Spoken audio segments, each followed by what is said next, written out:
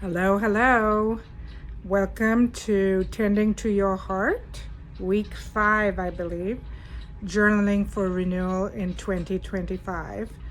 I'm very curious as to how things are going for you. This week may not be as much fun as the prior weeks, but it's still a really important part of this whole journey and process.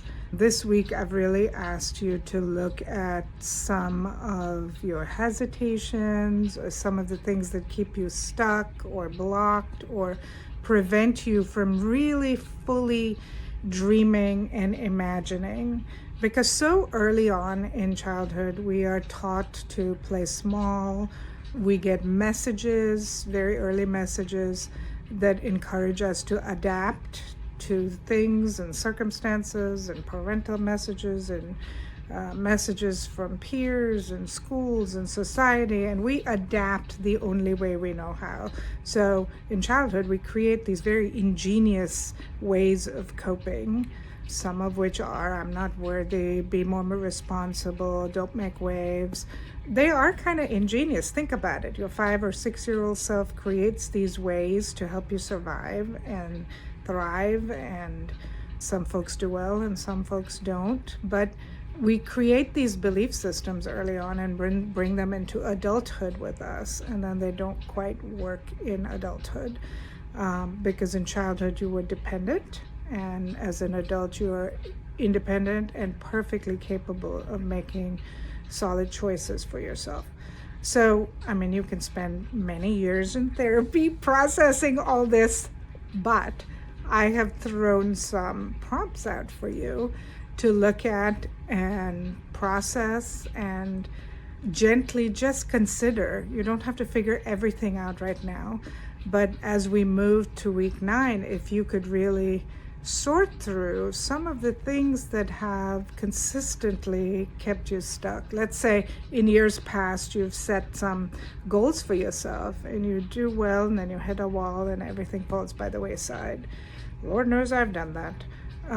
It is helpful to really look at what it is that keeps you stuck or what holds you back. When you really get to that point where you've got to kind of push yourself forward, we fall back into old patterns and we fall back into what's familiar.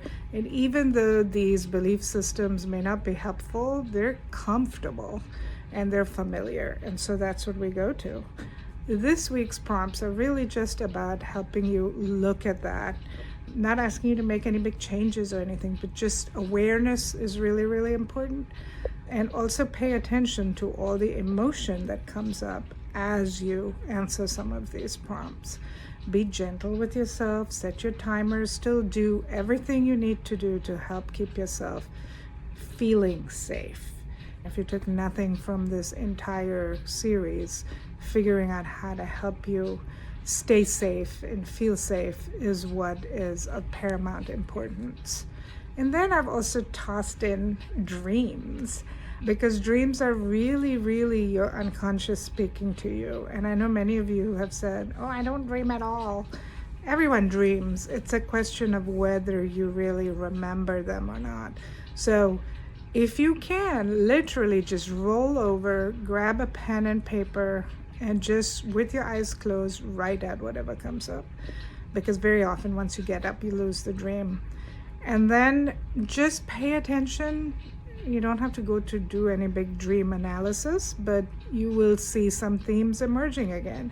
All these things, all these themes that start emerging are going to be important as you process what you want to release into the universe as your intention for 2025.